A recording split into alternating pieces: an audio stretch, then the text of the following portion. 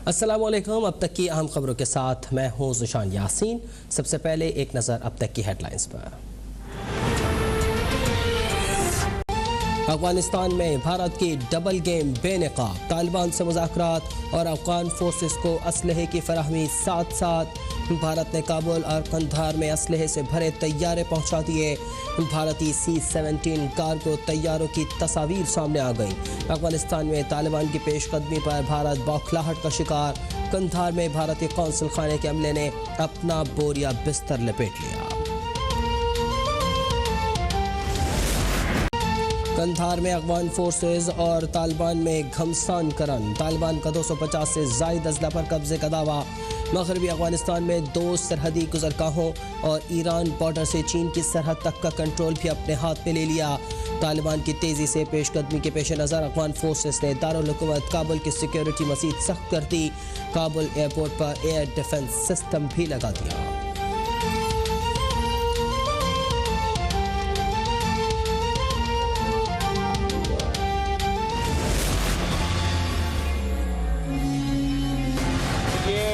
वो तालिबान नहीं है जो गन से फैसला कर रहा था। सो इनसे बातचीत करना और मुज़ाकरात करना ये न सिर्फ पाकिस्तान की ज़रूरत है बल्कि सारे खित्ते की ज़रूरत है। भारत के पास अफगानिस्तान से भागने के सिवा कोई रास्ता नहीं। भारत ने पाकिस्तान के खिलाफ दहशतगर्दों को मुनज़्ज़म किया और यही वजह है कि उसकी जगहसाई हो रही है। वज़ीर दाखिला शेख रशीद का मौक़िफ़, कहा अफगानिस्तान के खिलाफ किसी कार्रवाई के लिए अमरीका को अड्डे नहीं देंगे। अब नए सुलझे हुए तालिबान जन्म ले चुके हैं। ये तालिबान बंदूक से बात करने वाले नहीं, अफगान धड़ों को मिल बैठ कर मसाइल को हल करना होगा।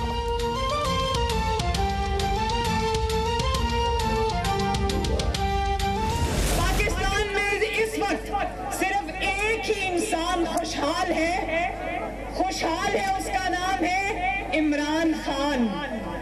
उसकी वजह यह है कि ना उसको आटे की लाइनों में लगना पड़ता है, ना उसको महंगे घी से कोई फर्क पड़ता है, ना उसको चीनी की लाइनों में लगना पड़ता है, ना उसको 1 किलो चीनी के लिए अंगूठे पे निशान लगाना पड़ता है, ना उसके घर में लोड शेडिंग होती है, ना उसकी कोई कारोबार है, ना तिजारत है जिसमें उसको फर्क पड़ता हो।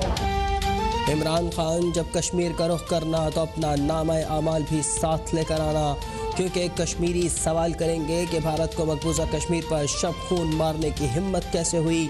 मुस्लिम लीग नून की नायब सदर मरियम नवाज का हटिया बाला में जलसे से खिताब, बोली पाकिस्तान में इमरान खान के सिवा कोई खुशहाल नहीं। नवाज शरीफ की कुर्बानियों ने बता दिया कि इमरान खान को कौन लाया। आज़ाद कश्मीर में वोट चोरी की हर कोशिश नाकाम बना देंगे।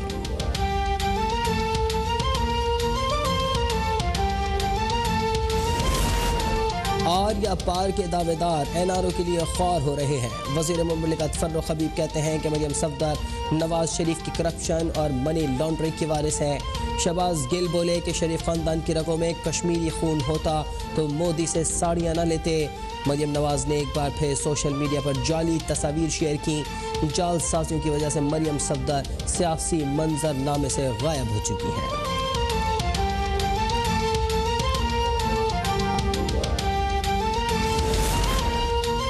शौकत खानम अस्पताल का इफ्तिताह भी नवाज शरीफ ने किया था, क्या उसका नाम भी बदलोगे? सैदो शरीफ में अस्पताल से नवाज शरीफ का नाम हटाने पर तर्जुमान नून लीग मरियम औरंगजेब का रद्द अमल, कहा एटमी प्रोग्राम, मोटरवेज, बिजली मंसूबों से कैसे तख्तियाँ उतारोगे? इल्ज़ामात का बयानिया अदालतों में तबाह हो गया। बेबसी की वजह से सियासी मुखालिफिन को गालियाँ दी जा रही हैं।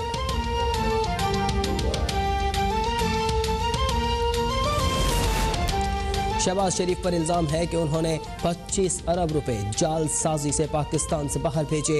ये वो रकम है जो पता चल गई, असल रकूम इससे बहुत ज़्यादा हो सकती हैं। वफाकी वज़ीर इत्तलात फवाद चौधरी का ट्वीट, कहा शहबाज शरीफ FIA की तफ्तीशी टीम को किसी सवाल का जवाब देने को तैयार नहीं। तफ्तीशी टीम को कहते हैं कि बच्चों को पता होगा, उन्होंने बच्चे मफरूर करा दिए। उनका जेल से बाहर होना मजाक नहीं तो क्या है।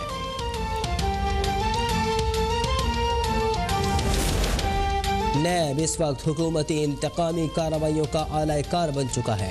लीगी रहनुमा एहसन इकबाल की कड़ी तनकीद, बोले नारोवाल स्पोर्ट्स कॉम्प्लेक्स बनाना जुर्म था या उसे बर्बाद करना जुर्म है। बेहतरीन मंसूबा 3 सालों में तबाह कर दिया गया। स्पोर्ट्स कॉम्प्लेक्स में इजाफी लागत की रिकवरी इमरान खान न्यासी से की जाए। मुल्क में कोरोना केसेस में मजीद इजाफा, 24 घंटे में मजीद 27 अफराद जाँ बहक, 1980 नए मरीजों का इजाफा। मुस्बत केसेस की शरह 4.09% तक जा पहुंची। 50 साल से जायद उम्र वाले 20% अफराद की वैक्सीनेशन मुकम्मल।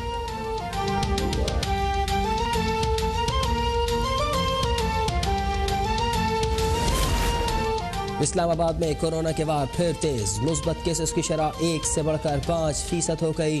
कुर्बान टाउन, खन्ना, सेक्टर G11 और F6 के ज्यादा मुतासर इलाके सील।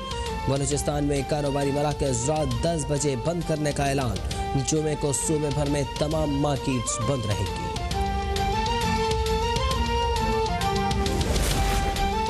लाहौर में खातून मॉडल नायाब का कत्ल, डिफेंस फेज 5 में घर से लाश मिली। पुलिस के मुताबिक मकतूला घर में अकेली रहती थी और उसे तशद्दुद के बाद गला दबाकर कत्ल किया गया। सौतेले भाई की मदय्यत में मुकदमा दर्ज। भाई का कहना है कि सुबह बहन के घर गया तो लाश जमीन पर पड़ी थी।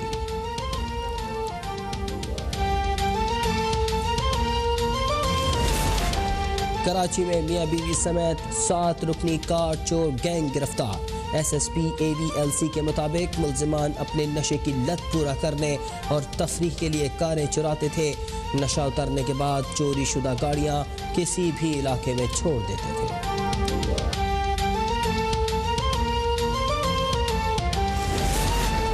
इंग्लैंड या इटली, यूरो कप की ट्रॉफी के लिए हतमी जंग शुरू। दोनों टीमें लंदन के वेम्बली स्टेडियम में नई तारीख रकम करने के लिए पुराज़्म।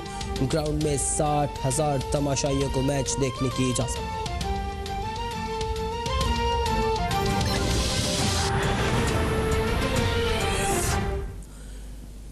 हेडलाइंस आप जान चुके हैं। बुलेटिन के आगाज में आपको बताएं कि अफगानिस्तान में बैठकर पाकिस्तान के खिलाफ साजिशें रचने वाला भारत अब अफगान तालिबान की पीठ पर भी छुरा घोंपने लगा है। एक तरफ तालिबान से मुज़ाकरात और दूसरी तरफ उन्हीं के खिलाफ अफगान हुकूमत को असलहा पहुंचा दिया। पाकिस्तान के खिलाफ साजिशें करने वाले भारत ने तालिबान के खिलाफ भी साजिशें शुरू कर दी। एक तरफ तालिबान से मुज़ाकरात करने वाला भारत, दूसरी तरफ उन्हीं के खिलाफ अफगान हुकूमत को असलहा फराम करने लगा। भारत के मज़मूम मकासद का पर्दा चाक हो गया। इत्तलात के मुताबिक सिफारती अमले के इनखला के नाम पर 2 भारतीय C-17 तैयारों की अफगानिस्तान आमद हुई। तैयारे बज़ाहिर अपने अमले को लेने आए थे, लेकिन दर हकीकत दोनों असलहे से भरे हुए थे। ये तैयारे अफगानिस्तान में असलहे की बड़ी खेप उतार कर आए। भारतीय असलहा अफगान तालिबान के खिलाफ इस्तेमाल होना है। यह असलहा भारत ने तालिबान के खिलाफ अशरफ गनी हुकूमत को फराहम किया है। रिपोर्ट के मुताबिक 10 जुलाई को भारतीय तैयारा कंधार में 122 mm कैनन की 40 टन गोलियां लेकर गया, जबकि 11 जुलाई को दूसरे तैयारे से 40 टन गोलियां काबुल पहुंचाई गईं। काबुल और कंधार में भी भारतीय तैयारों से असलहा उतारते देखा जा सकता है। इस तरह के वाकयात से साबित होता है कि भारत एक तरफ मुज़ाकरात की राग अलाप रहा है, जबकि दूसरी तरफ वो तालिबान की पीठ पर छुरा घोंपने में मसरूफ है। अफगान तालिबान ने मगरबी अफगानिस्तान की 2 सरहदी गुजरगाहों और ईरान बॉर्डर से चीन की सरहद पर कब्जा करने का दावा कर दिया है। दूसरी जानिब अफगान सदर अशरफ गनी ने तालिबान से दोहा माहदे की पासदारी का मुतालबा कर दिया। उनका कहना है कि अमरीकी फौज के चले जाने के बाद अब तालिबान किससे और क्यों डर रहे हैं।